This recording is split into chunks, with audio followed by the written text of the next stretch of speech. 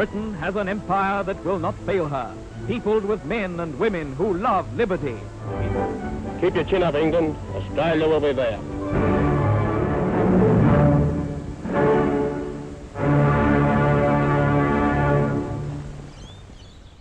In the Second World War, a lot of Australians who were too old to fight joined the Volunteer Defence Corps.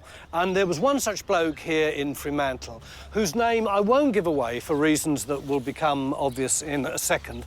Anyway, he was patrolling late one night when, in the darkness, he saw a figure looming up, and he drew his rifle and said, "Who goes there?" And there was silence. "Who goes there?" he said again. Still silence. "If you do not tell me who goes there, I will fire this rifle." Yet again, silence. As the smoke cleared, he saw what he'd done. He had shot a postbox. I wonder what was redder, his cheeks or the postbox.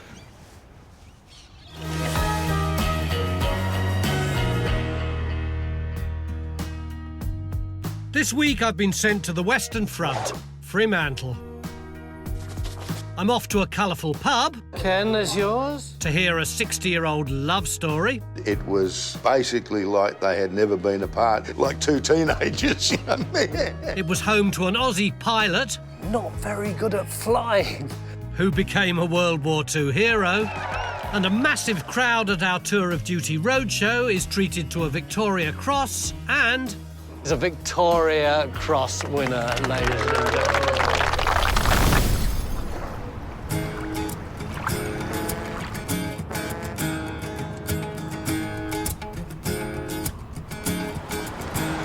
Modern-day Fremantle is a bustling, seaside, chilled-out, sit-around and relax sort of town. But when world wars took young Australian men and women overseas, many of them would have watched this part of their homeland disappear over the horizon as their ships took them off to fight.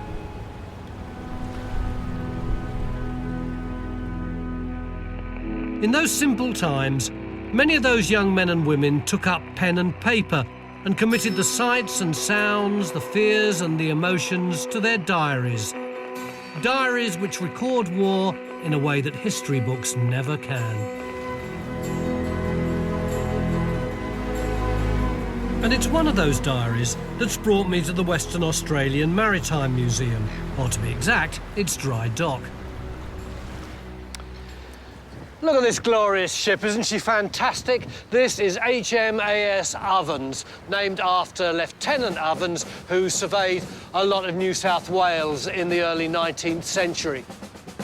She's an Oberon class, commissioned in 1969. A silent-running patrol sub, which could stay at sea for months at a time. What a great piece of technology. Let's have a look inside, shall we?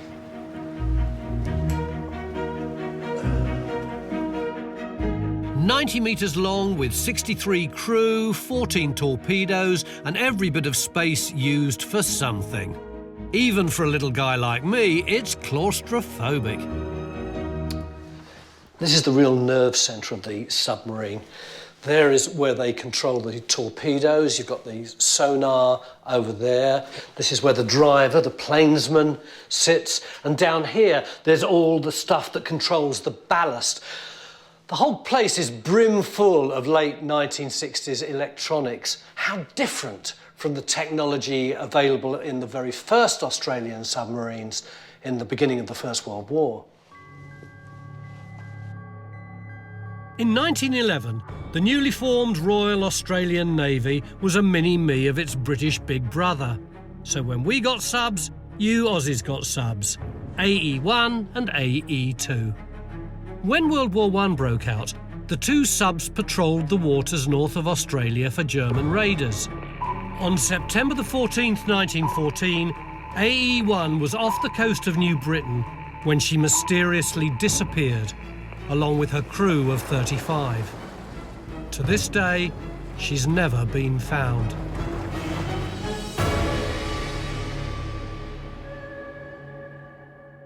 As you can imagine, the crew of AE2 were absolutely gutted. In fact, there was a bloke on board, a Fremantle man called Choules who wrote a diary about his time in the submarine, and this is what he wrote about the loss of AE1.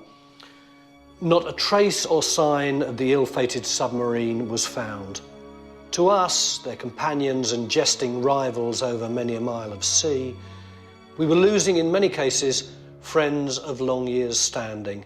Our loss was a loss indeed. 7 months later, as the first Anzac stormed ashore at Gallipoli, AE2 was right there, threading her way through the treacherous Dardanelles Strait. No boat had ever succeeded in this suicidal task, but for 5 days she created mayhem among enemy troop transports and fishing boats. Eventually she encountered a Turkish ship, and in order to avoid being blown up, she dived beyond her safety limit of 30 metres. But then, of course, she was in danger, so she came back up again. And when she did, the Turkish ship fired at her and blew up her engine room. Her fate was sealed. They were going to have to sink her, and the captain would be the last man off. Charles Suckling wrote, "The valves in the boat had been opened, and she was slowly flooding. All had left the boat except the captain. He was standing on the stern waiting for her to sink, which she soon did, slowly and gracefully, without sound or sigh, without causing an eddy or ripple on the water. AE2 just slid away on her last and longest dive into 65 fathoms of water." Despite the loss, her landmark mission was rated a huge success, which would have been some comfort for the crew of the AE2, who were picked up and sat out the rest of the war in a grim Turkish POW camp. Then began a life for us which was nothing but a sorry existence. And I don't think, if we had known what was ahead of us, that one of us would have left the boat.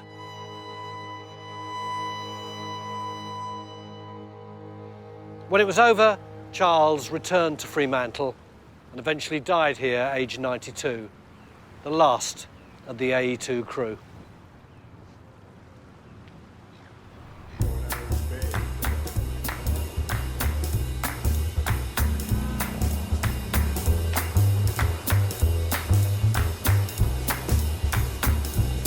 Time for me to leave the treacherous waters of the Dardanelles and delve into the legal minefield that is commercial branding. What does that have to do with war? Let me grab a cuppa and a snack, and I'll tell you. Hiya. Hi, how are we going? OK, can I have a skinny cappuccino, please? Yeah, of course. Thanks a lot.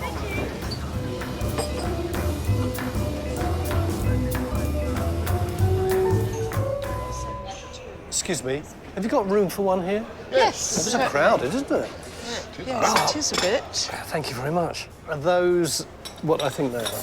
Yes, Tony, they're Anzac biscuits. It's funny, for me as an Englishman, the word Anzac really hardly means anything at all. Ditto. You're English too? Yes. But for Australians and New Zealanders, it's such an important word, isn't it? It is, Really yes. Yeah. iconic. It sort of represents all that heroism and mateship that Australians value so much. Yes. Do you know that right from the start that was true? I've got somewhere, if I can find it, I've got a quote from Billy Hughes, who was the Australian Prime Minister. And he said, "Into a world saturated by material things, which has made wealth the standard of greatness, comes the sweet, purifying breath of self-sacrifice. Soldiers, your names will be handed down in your own native land and be as household words."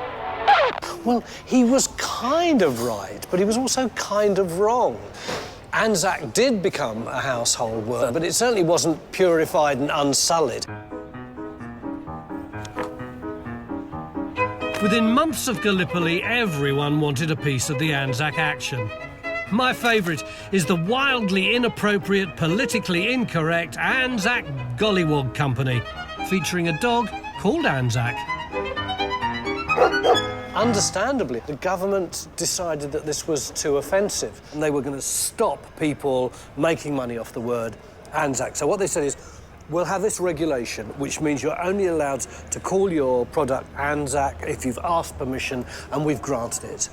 There was, though, one exception, which is what made me think about Anzac Day when I saw those biscuits, and it was the biscuits. I think the government thought, can I pinch one? This is just as a demonstration. He paid for them.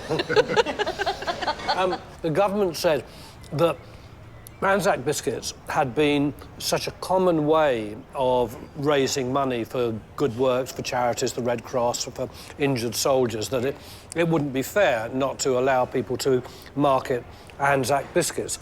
So, provided they used the proper recipe, they could call them Anzac biscuits. Yeah. But there was one thing you couldn't do. You couldn't sell Anzac cookies, because the word cookie was American. Absolutely. Yes, They that's wouldn't go in right. it. Yes. I prefer this to my croissant. Do you want a swap? No, I'll stay with Anzac.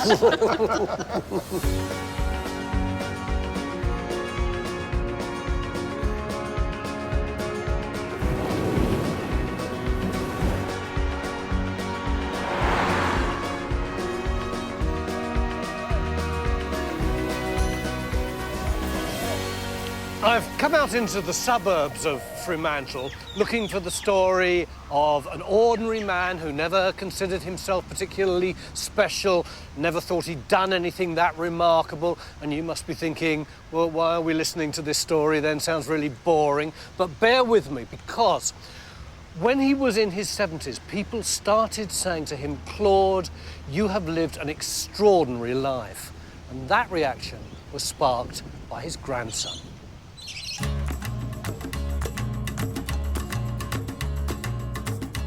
His name is Lindsay Powell, and one look inside this ramshackle studio in the backyard of his house tells you everything you need to know about him.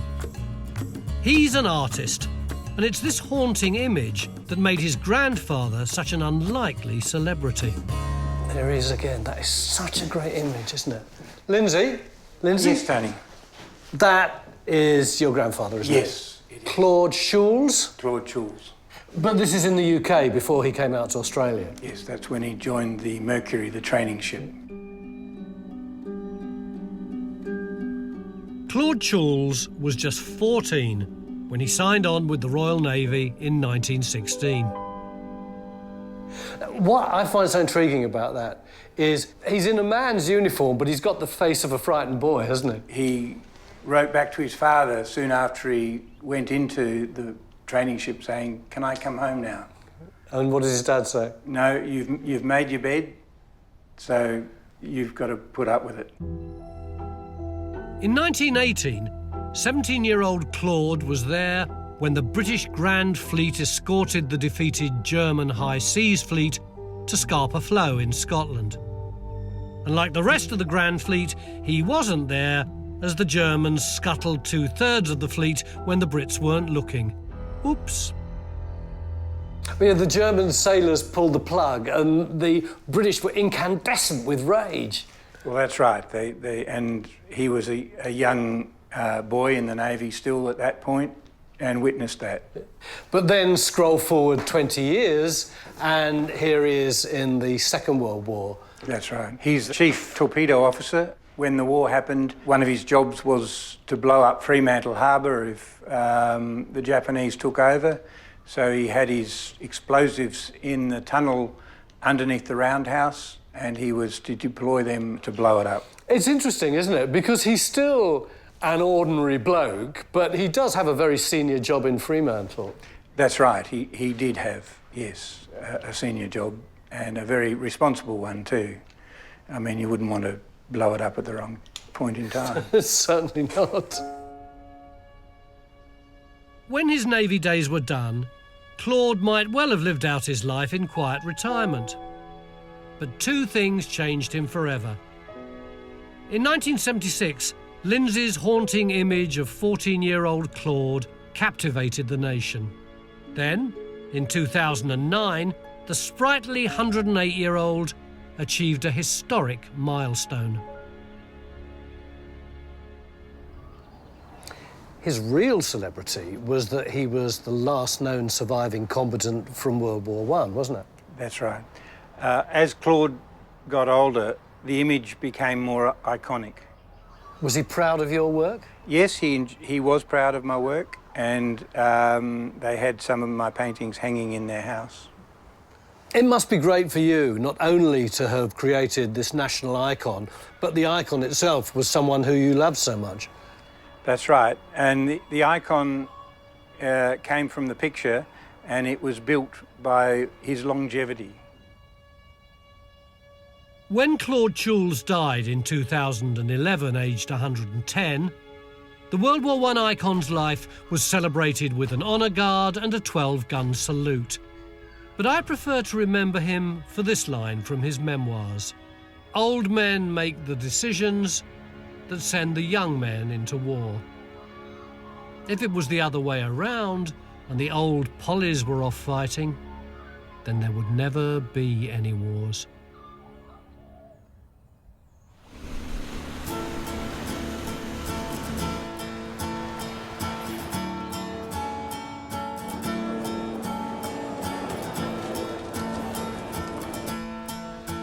My tour of duty has taken me out west to Fremantle. This port city has more than its fair share of war history, and of course it was home to Claude Choules, an icon of World War I. During World War II, he was sent up north to the seaside town of Broome, but this was no pleasure trip. His task was to deal with the aftermath of Western Australia's darkest day of the Second World War. On the 3rd of March 1942, the town of Broome was jam-packed full of planes. On the airstrip there were bombers, flying fortresses, liberators, and there were 15 seaplanes on Roebuck Bay. At 9:30 a.m, 9 Mitsubishi fighters flew in and strafed the entire place. There was virtually no resistance, and every operational plane was destroyed. Out in Roebuck Bay, all of the seaplanes were sinking. There were civilians on board, but they couldn't swim away because virtually the entire bay was covered in blazing aircraft fuel. It was carnage.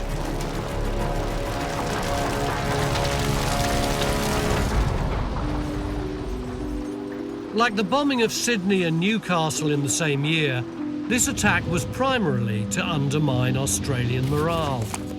Tragically, many of the people on the seaplanes were women and children.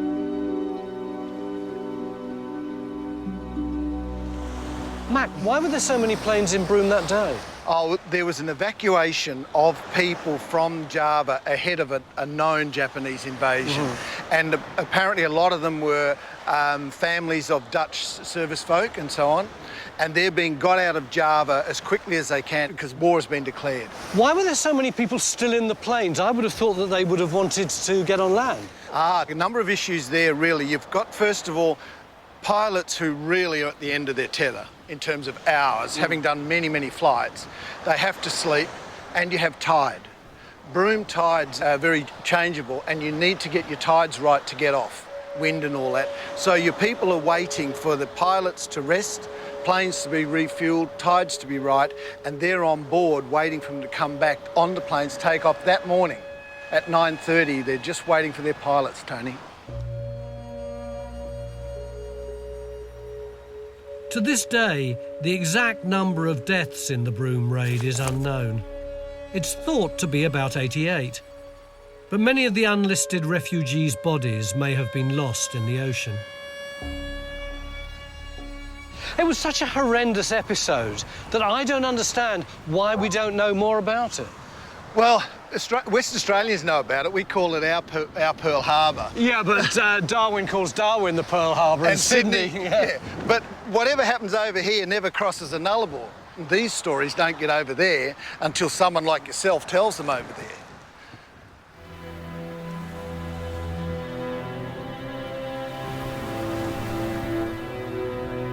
Four months earlier, in November 1941, this part of the country had been thrust into the limelight when the pride of the Royal Australian Navy, HMAS Sydney, was lost with all 645 crew off the Western Australian coast.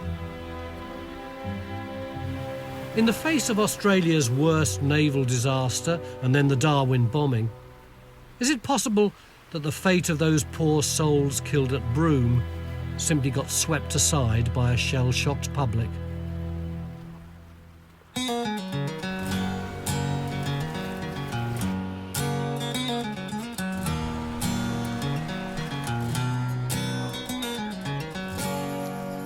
It's a pretty heroic-looking statue, isn't it? That's the kind of statue people actually look at.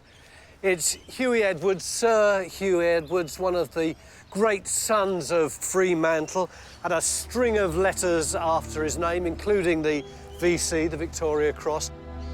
He was a humble blacksmith's son who doggedly worked his way up from menial labourer to private in the Australian Army to pilot with the RAAF. When he joined an RAF bomber squadron in Britain, Hughie Edwards was on his way to becoming a celebrated war hero. Very, very brave, but not very good at flying. At least the flying was all right. It was actually the landing that he was rubbish at. He once said that he didn't like landing the heavy bombers, and if there was anyone else around who would land them for him, he would be only too relieved. He flew one plane up into the sky, it froze and spun right down to the ground again and crashed.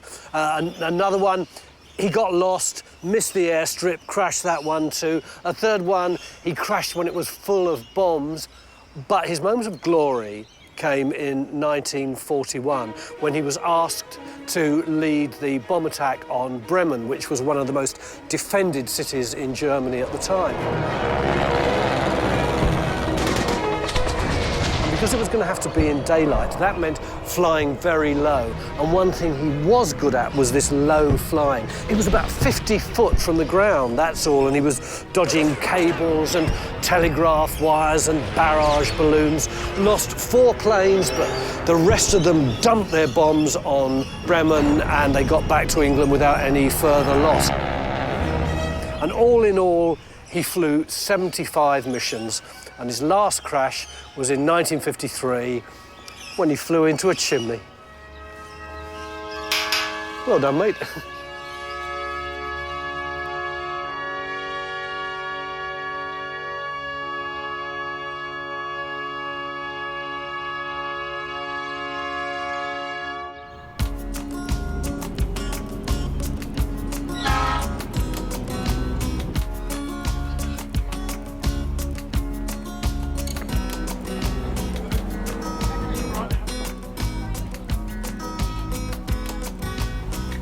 Hughie's not the only Fremantleite, is that the right word, to be publicly immortalised here. This rather gorgeous piece of street art on the wall of the Norfolk Hotel is an image of Dorothy Tangney. In 1943, Dorothy was the first woman elected to the Federal Senate. It was the perfect forum to champion a cause dear to her heart: the darker side of Australia's war brides. Once again, I'm off to the pub for a drink and a yarn. Ken, there's yours. Thanks, Tony. Madison. Thank you. Cheers. Cheers. Madison, what exactly was a war bride? A war bride was a woman who married a foreign serviceman during the war. So in an Australian context, women during World War II married Dutch, British and New Zealand servicemen, but in the highest number they married American servicemen. Well, that sounds pretty great to me. I mean, a lot of Australian women would have been very poor during and after the war, whereas a lot of the Americans would have been pretty wealthy. Presumably there were lots of happy endings. Not necessarily. They were certainly attractive to Australian women because they had access to luxury goods in a time of rationing. They were very well dressed, they were charming and they were foreign, but not all the engagements and relationships were happy ending. In some cases, devoted husbands shipped out to new theatres of war, never to return. The less gallant simply shipped out, returning to the States to resume old lives or start new ones. Their abandoned brides, many now mothers, could only apply for divorce in the US. So Dorothy Tangney campaigned for those women to be allowed to file for divorce in an Australian court and also be recognised here for the purposes of social services benefits as war widows. One of those single mum war widows was this woman, Gloria Constantine. On Mother's Day in 1943, she gave birth to a little boy she called Ken. Ladies and gentlemen, you know that fantastic mural outside the pub? Do you all know who it's of? Yes. Come on then, who is it? Senator Dorothy Tangney. Absolutely right. And Ken has a very interesting story to tell about the issue of war brides. Are you happy to share it with the people in the pub? Yeah, sure, Tony. I'm the product of a war bride. My father was an American Army serviceman who was stationed in Fremantle. And he and my mother met, they got married, I was conceived. Just before I was born, he went to the Philippines, and in the Philippines, he was shot in the head. The bullet went between his temple and his helmet and cut the nerves on his cheek. So his mouth was hanging open like this, but he still fought to the end of the battle. When the battle was over, he was then sent, because of his injury, to Texas. And at that time, my mother and I were living with my grandparents. But he did write to your mum and sent her money, didn't he? Yes, he was writing to Mum and sending her money. From what we can establish later, my grandmother was getting the letters, opening them, taking the money, using that to support her gambling addiction, and never, ever showed my mother the letters. So a couple of years go by. My mother had not heard from my father. My father had not heard from my mother, even though he'd been writing. So he thought she had given him up, and then he applied for a divorce in Texas. But you did some research, after which there was a happy reunion. Yes, there was. We actually rediscovered each other. I found that even at that late stage, my father was still alive and my mother was still alive. We managed to get them together on her 80th birthday. And it was basically like they had never been apart. There was hugging and tears and giggling like two teenagers. You know, it was almost embarrassing to watch. And I was 57 years old when I first shook my father's hand.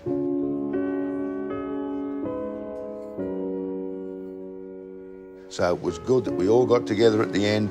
We found out what had happened, where things had gone wrong. But the very fortunate, he married a wonderful woman the second time. My mother married a wonderful man the second time. Oh, isn't that lovely?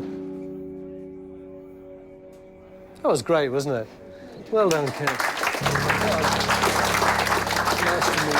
Thanks for your help. Goodbye, everybody. Thanks a lot. Bye-bye.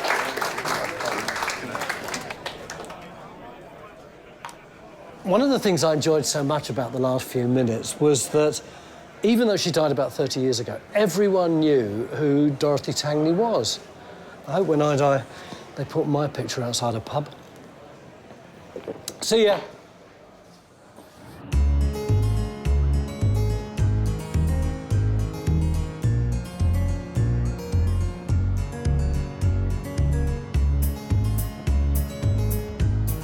Like so much of Australia in World War II, the oversexed, overpaid and overhere American GIs invaded Fremantle. I wonder if one of their barracks said something about the city's reaction to them. This lovely old building was originally Fremantle's lunatic asylum, but in the Second World War, it became a base for US submarine activities. Over 200 service... I'm feeling completely upstaged by this music. This is rather nice, isn't it? Come on. Alleluia, alleluia, alleluia, alleluia, alleluia. Hey! That was so nice. Excuse me, can I say this? You remind me of the story of the Vienna Boys Choir. Do you know about them? No. They were created in about 1500 for the pleasure of the Holy Roman Emperor Maximilian I. And in the late 1930s, their choirmaster, Dr. Georg Gruber, he decided to pull 20 of them to one side and create a new touring version. And he would call them the Vienna Mozart Boys Choir, which he wanted to take on a world tour. For almost a year, these Nightingales of Vienna toured North America, across the Pacific to New Zealand and Australia. As they sang their last concert in Fremantle, the world was about to be plunged into darkness. The date was the 2nd of September, 1939. The next morning, they all go down to Freo to get on the boat to go back. What happens?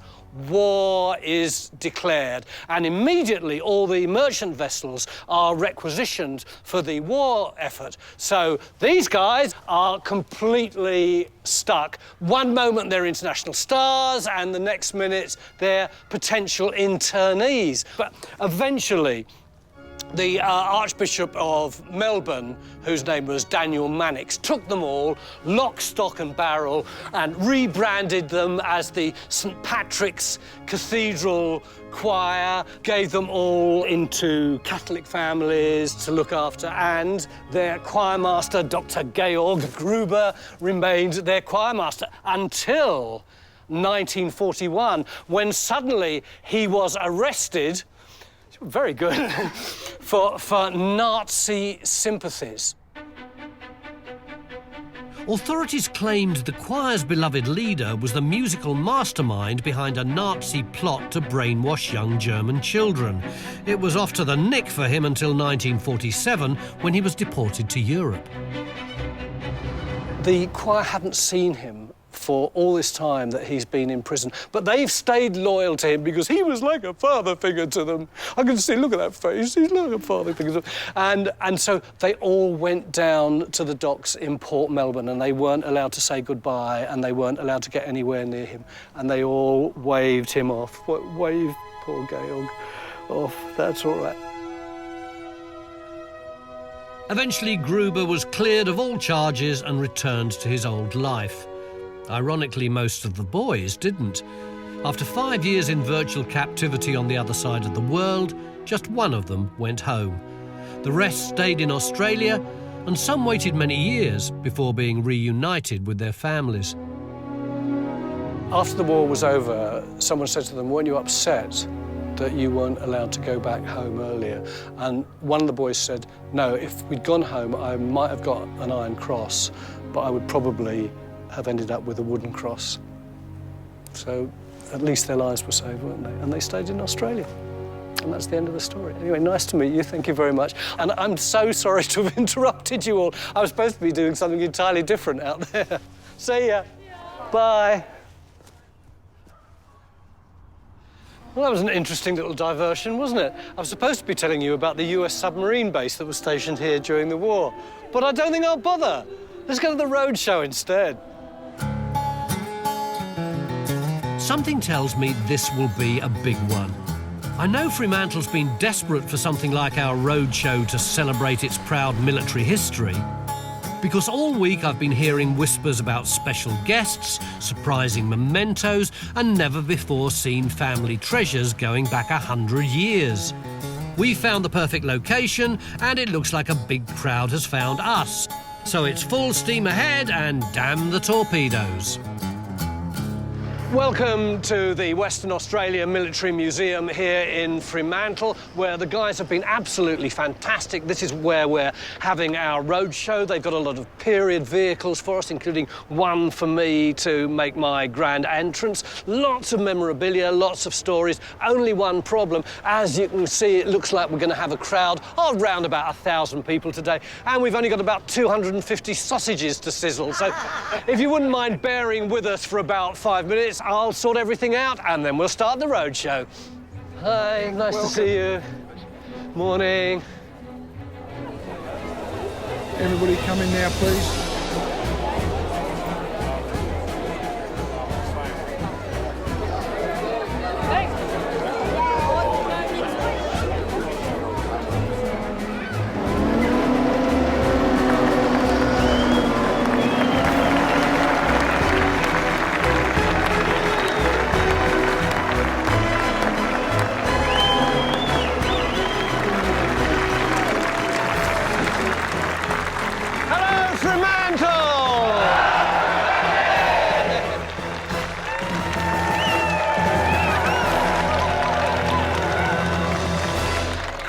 to see you all again. The contribution that Fremantle, Perth, Western Australia has made to Australia's war effort over the last 100 years or so has been absolutely spectacular. There are so many stories here in the museum. There are the stories that you've got, there's the memorabilia that you've got.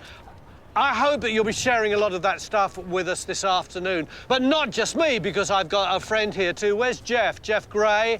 Give him a big hand. Jeff, what is it particularly that you're going to be looking for? What could really excite you here today? I think the most exciting thing will be to hear the stories that accompany the artefacts that families have brought in that explain the significance of them to the families themselves. Yeah, and it's the home front, isn't it, just as much as the war front that we're interested in. Anyway, that's enough of us wittering on. I'll try and get out of this, and then let's get on with the show! Olay! Thank you for the present. Hello. Hi. High five, big hi. Yeah. Hello. Nice to meet you, Mark. Hello, hello, hello. Hello, sweetheart. Hiya. Hiya. Now, you guys may have noticed that we've all got white gloves on. This is not because we're about to do magic, but because this document is so fragile and so important that we don't want it to be damaged by a gust of wind. Can you explain a bit about what it is? It's a troopship newspaper, Tony, and Graham here has brought it in. Perhaps you'd like to tell us the circumstances. Well, it was stored away there amongst a whole lot of stuff at home, and it was decided there when I retired that we started to clear out as to what was actually there. Yeah.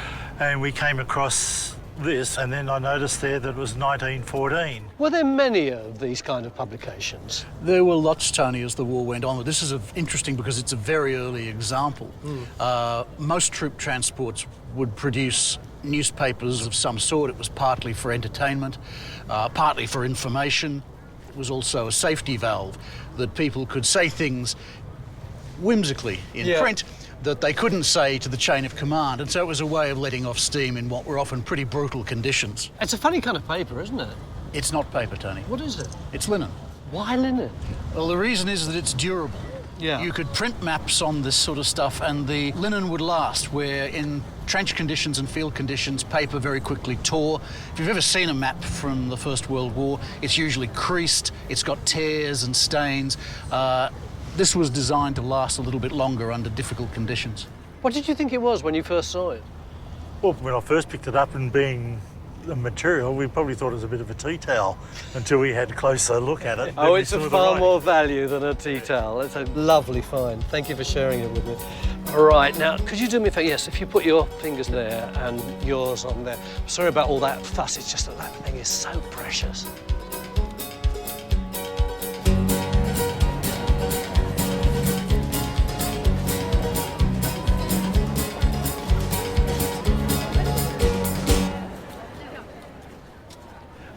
You may have noticed that there's a rather severe-looking gentleman there in a red cap, and there is another severe-looking gentleman here in a red cap. What do those red caps signify? Military police. Military police. And why have we got military police here? Because they're guarding a Victoria Cross. They are indeed guarding a Victoria Cross. How much do you think a Victoria Cross is worth?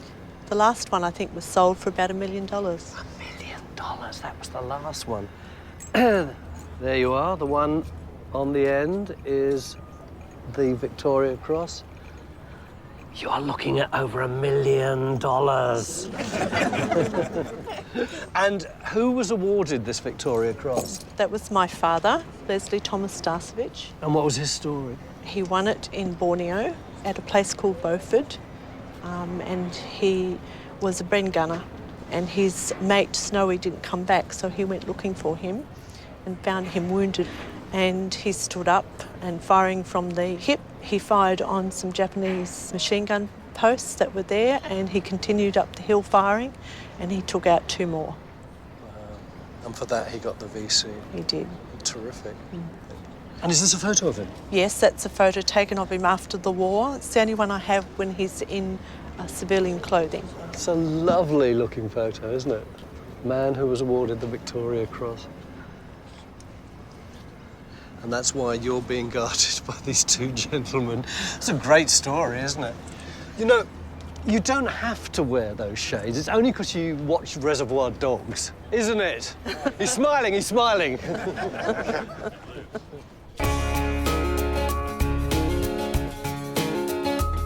I'm at the Army Museum of Western Australia in Fremantle. This town promised us our biggest roadshow yet, but I don't think anything could have prepared me for the man I'm about to meet.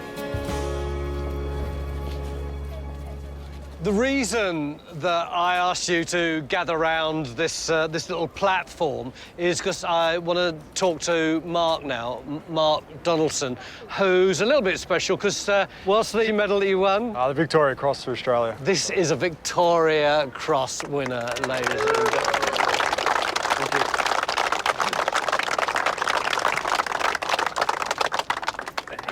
Let's go back to your childhood. Actually, you had quite a difficult childhood, didn't you? Yeah, I was a bit rambunctious, I suppose, or naughty. Yeah. Probably the word for it. But yeah, definitely.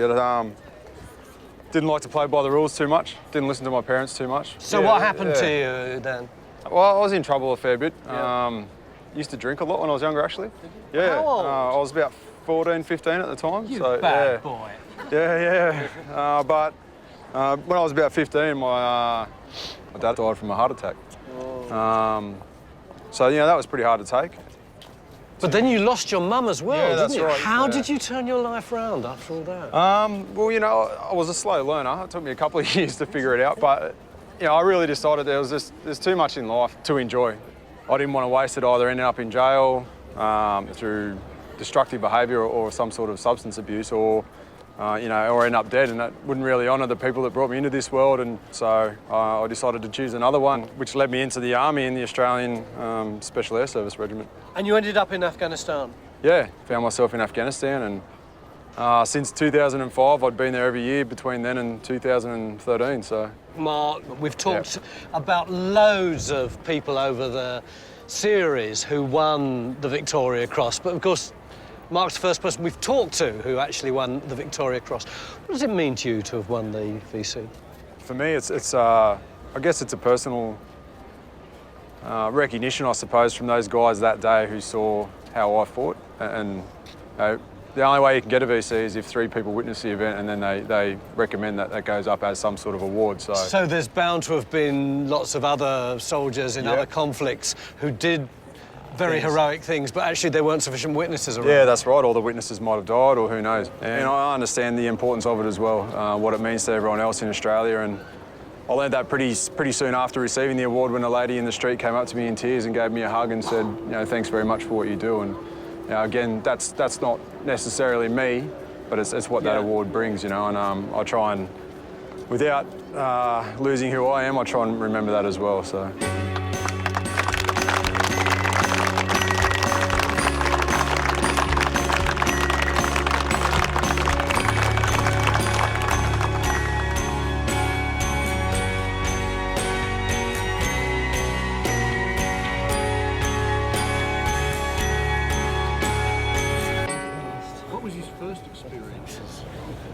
Sure what they're doing here. Sorry to get in your way. The militia Just trying in New to... South Wales. As soon as the war started, we enlisted and went to New Guinea.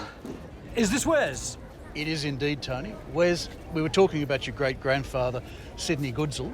Would you like to tell us a little bit about his early experiences as a soldier? Yeah, he was in the New South Wales militia prior to the war, and at the outbreak of war in 1914 he enlisted and went to New Guinea as part of the military expedition force that went up there and took Rabaul from the Germans. So tell me about that particular action. How Well, did that go? it was basically designed to capture German radio stations, which were being used to control raiders that were operating in the Indian Ocean and right across the Pacific, and which, until they were eliminated, the Australian government was not happy about sending the first contingents of the AIF off to, as they thought, Britain and fighting on the Western Front.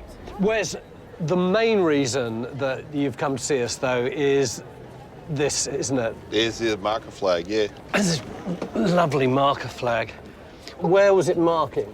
He was based in Courtney's Post, Gallipoli, and during the evacuation, he's obviously grabbed this. What's Courtney's Post? Courtney's was one of a succession of small forward fortified positions, Quinns, Steeles and Courtneys, which were generally regarded as amongst the most dangerous positions on the Anzac line, mainly because the Turkish trenches were only a matter of metres on the other side, so they were well within bombing distance, and there were some very, very fierce fights and a lot of very heavy casualties at different phases of the campaign.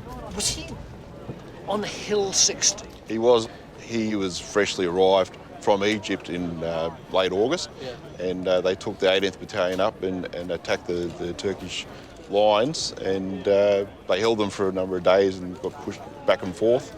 Yeah. And these are some of the medals that he won? Yes, they were. They were the standard medals that the soldiers received, and the one on the end is the French Legion of Honour, also known as the Croix de Guerre. I love that photo of him, don't you? It's a proper major.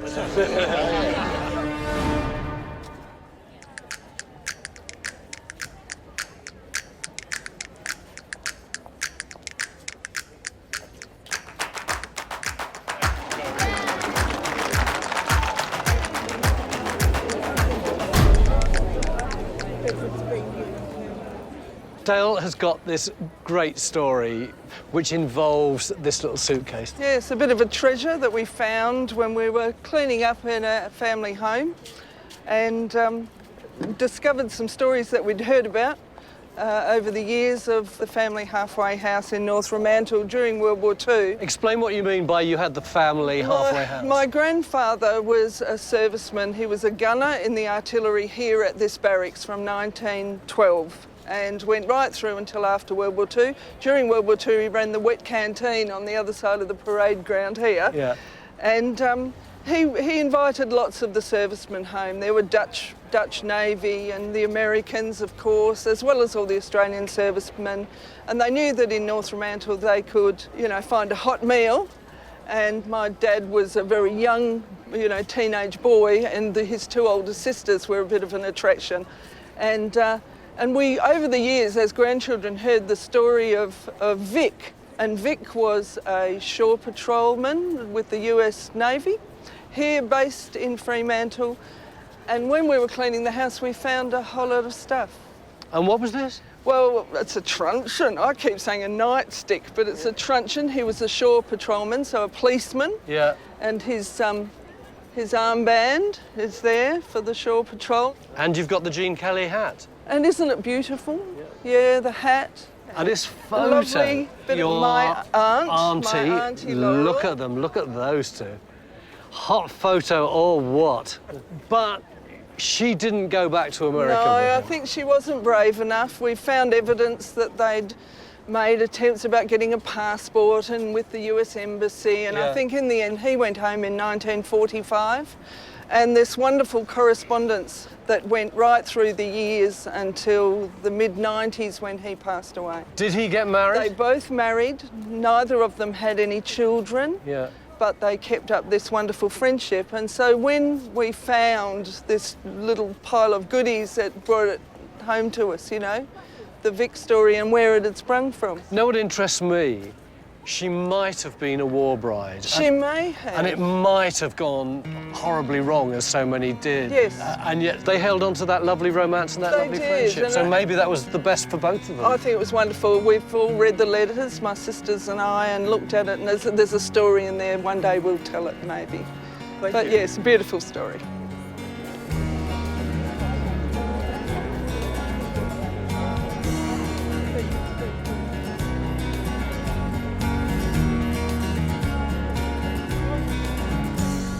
Well, that's it. North, east, south, and now west. My tour of duty is over. And, even though we've done 10 cities in just about 12 weeks, I'd sign up for another tour of duty straight away. Why?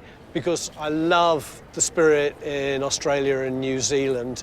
You're both young countries, but you're passionate about your history, and you're finding out more history, and you're making more history day by day. So thanks for your finds, thanks for your memorabilia. I think we've probably had more people here in Fremantle than in any other place, so give yourselves a big pat on the back.